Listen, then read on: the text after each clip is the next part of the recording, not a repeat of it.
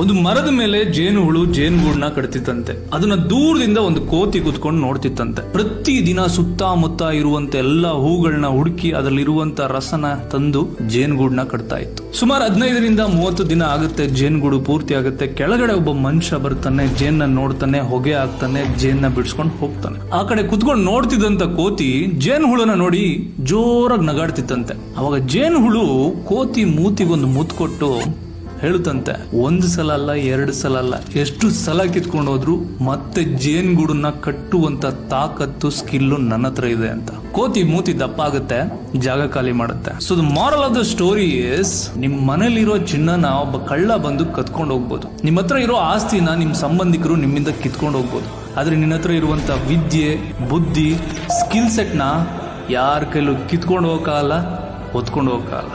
By the way, ಇದು ಕತೆ ಅಲ್ಲ, ನನ್ನ ಲೈಫಲ್ಲಿ ನಡೆದಿರೋದು. ಅರ್ಥ ಆಯ್ತು ಅನ್ಕೋ.